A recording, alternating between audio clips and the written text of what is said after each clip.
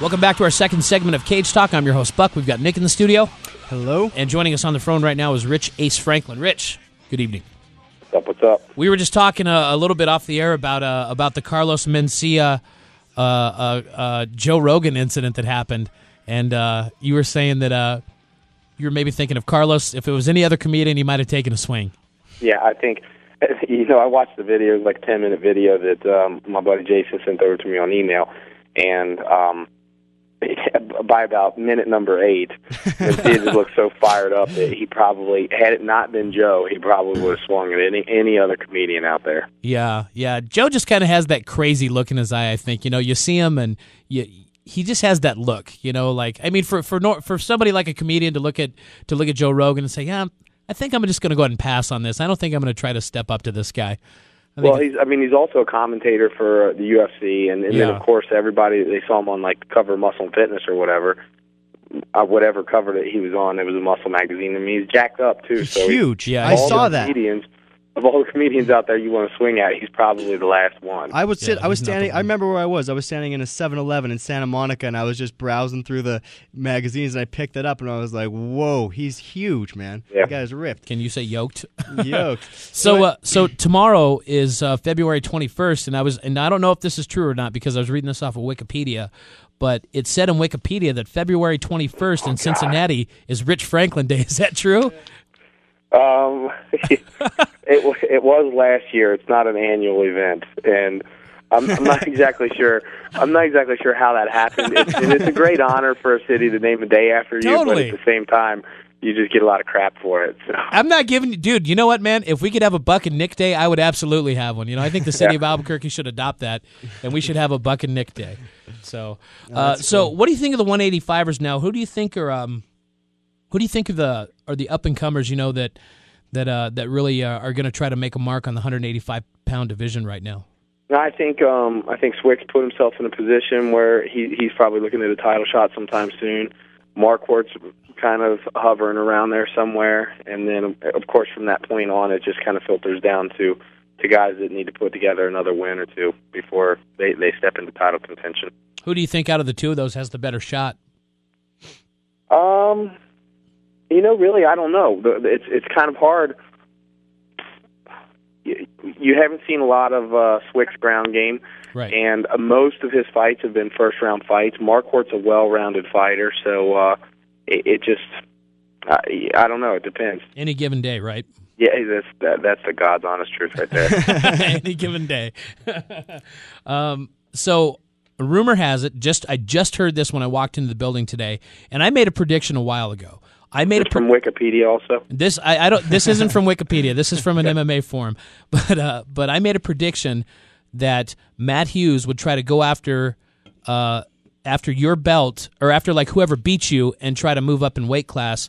And I hadn't heard anything up until now, and I just heard today that he's talking about trying to get his belt back and then try to move up in weight class. What do you think about that? I think that if anybody in the 170-pound class could do that, it would definitely be Matt. Absolutely. He's strong enough to fight at 185. So I just hope that I don't get back there first.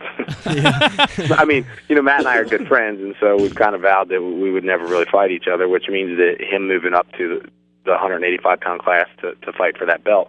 But he had talked about that before, back when I fought for the title against Evan Tanner, and he said that at that point in time, had Tanner won the belt, Tanner would have been a coach on Tough 2, and the premise of Tough 2 then would have been Matt Hughes fighting Evan Tanner and actually moving up to the 185-pound class to try to take that belt. Huh. Okay. Yeah, so I mean, this isn't like new news or anything like that. Yeah. And for Matt, since the weight class is open now, that would, since I'm not holding the belt, that would be a good opportunity for him to come in and try to snag it. Do you think it's going to be more difficult for him to move through the 185-pound division, even though because he basically dominated the 170-pound division? Except for his last fight. Do you think it's going to be harder for him going through the 185-pound division than it would be welterweight? I think maybe it would be a little more difficult. I mean, the guys are bigger, and of course, when you're dealing with 185-pounders, you're dealing with guys that are much longer. Like myself, I have a reach advantage or whatever. Somebody like Anderson Silva, who's even taller than I am, and it's definitely going to add a difficulty level. But ultimately styles make matches. Yeah. And it just depends on how matches up individually with each guy. Okay. I just want to switch gears here a little bit and ask you a couple questions about your training and also about your start in the sport. That's one of the interesting things about you is you kind of have a not a really conventional start. It says here that you started learning submission fighting from instructional videotapes. I know you said you just would spar with some of your friends, and that's kind of how you got into it in the beginning. But tell us just a little bit about how you got started and how you actually got into it. Did you box beforehand? Did you wrestle in high school? Anything athletic prior to that? No, I mean, I've been an athlete my whole life, and I grew up playing basketball and playing football mostly. And my senior year of high school, I just wasn't going to be able to play college ball. I didn't have what it took. And I was looking for something to do that was athletic after I was done playing ball, kind of, just to keep myself, I guess in my own head, I could continue to think of myself as an athlete.